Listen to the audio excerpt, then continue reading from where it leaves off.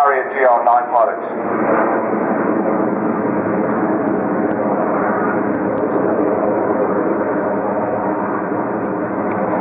Team now have all formed chevron formation over the top of this loop as they fly the final bend of the first half of the show.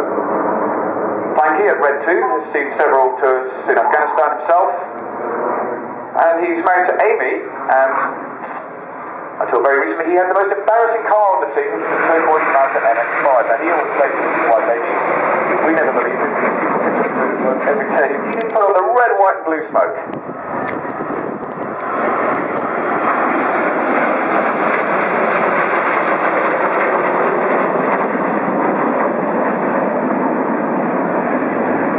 On the left-hand side starts a steep climb. Now I used to call this manoeuvre the steep climb, but one of our engineers said it would be much better if we called this the Cobra. So on the left, ladies and gentlemen, Enid fly the Cobra.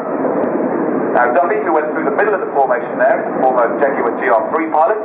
That aircraft now out of service with the Royal Air Force, something we were able to banter him about. But he's also a very experienced flying instructor and display pilot as well. Duffy is off to climb Mount Everest next year. We wish him the very best with that one. Now, ladies and gentlemen, out to the front. Reds 6 and 7 fly vertically up, the white smoke on for one of the Red Arrow's signature manoeuvres. Always the heart. I don't need to tell you that this is the heart, for which we're well known.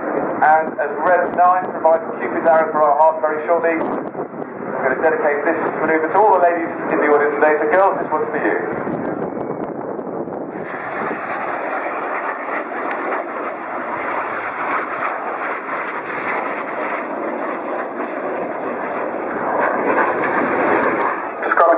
Symbol for infinity, which is why we call this manoeuvre the infinity break.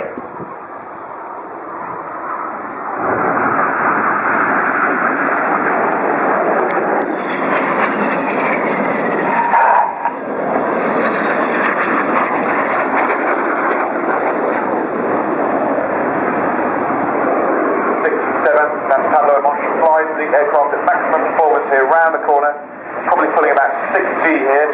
That's the second of the two passes, and they stood up for the third right in front of us. This one's particularly difficult to judge.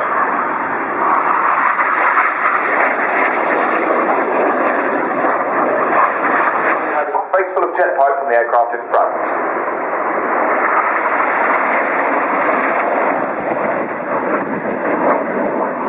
Now, normally on the Red Arrows, the even-numbered aircraft fly on the right-hand side of the formation and the odds fly on the left. But at the moment, we've got 3 and 5 on the right and 2 and 4 on the left. So they're in the opposite positions to where they normally be. And we need to get back to the right place. So here comes the clever part of the slalom.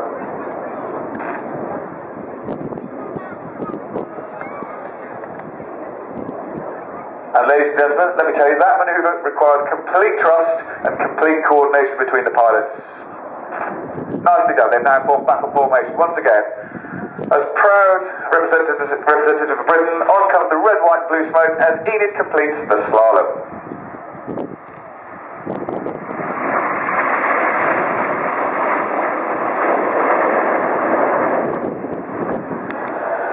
It's a difficult manoeuvre. This is one of my favourites, and you can see why we call this the corkscrew.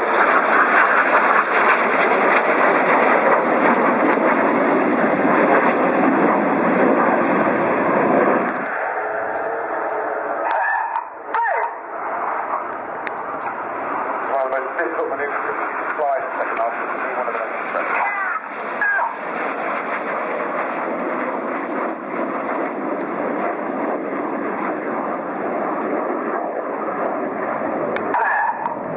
Ladies and gentlemen, you might want to keep your cameras ready here. It'd be amazing.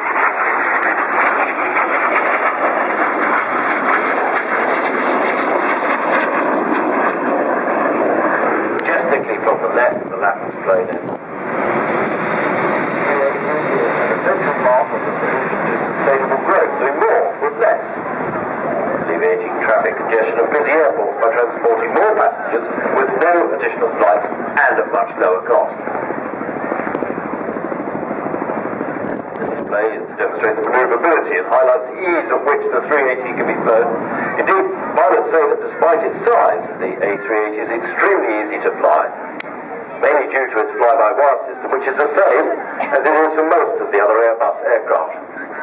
In fact, it's only a couple of weeks to convert from the 320 or the 330, 340 family to fly this, the largest airliner in the world.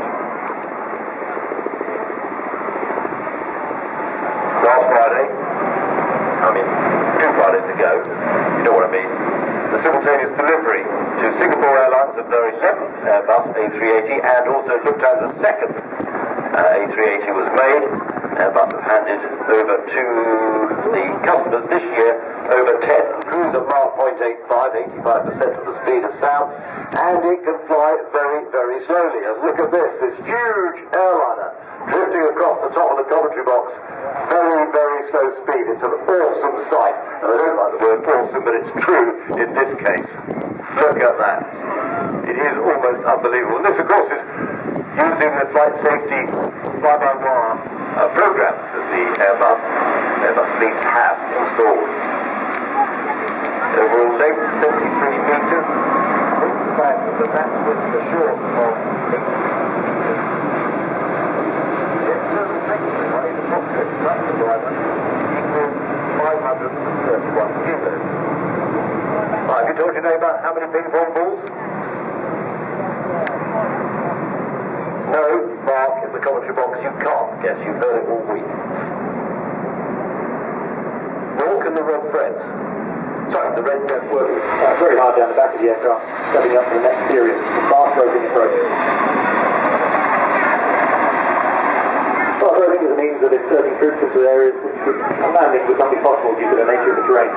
If you're looking to pull out 4 troops and 4 ropes simultaneously in order to deliver large numbers in a very short time span.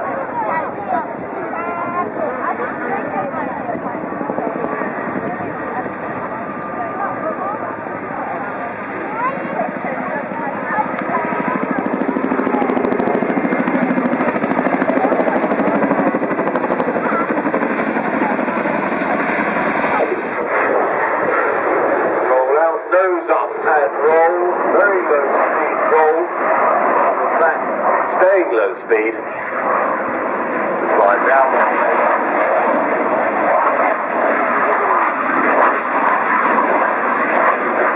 about 95 knots, slow speed, around about 30 degrees.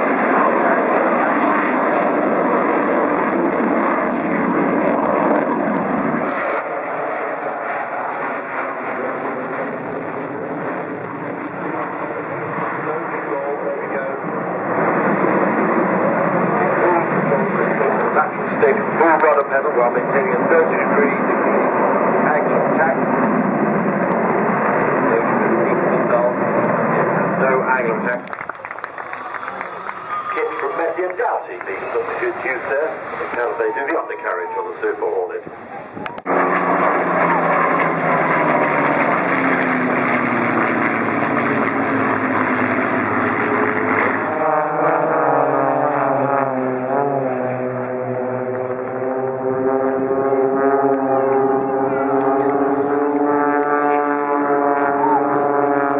Texting comments.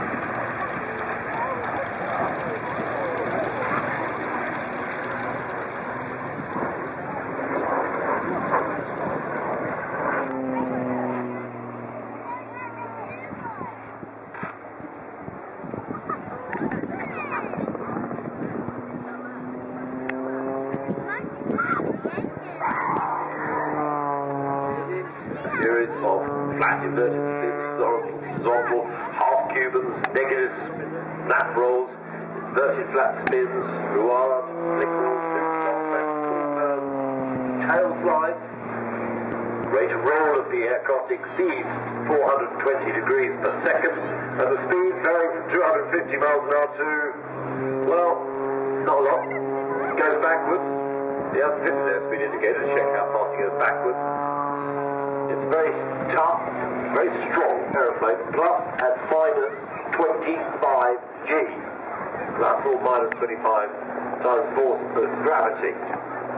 So you can do anything you like with the aircraft, and it's going to stand it whether you can or not is another matter, of course.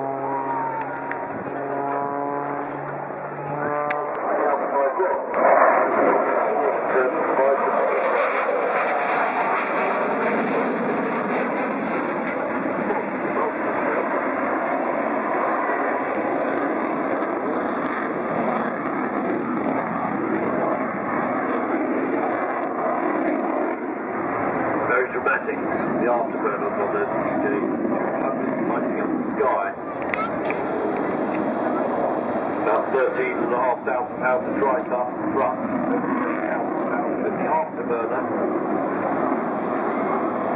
Positioning round from Derry turn away from us, repositioning for an inverted pass, eventually from your left to right.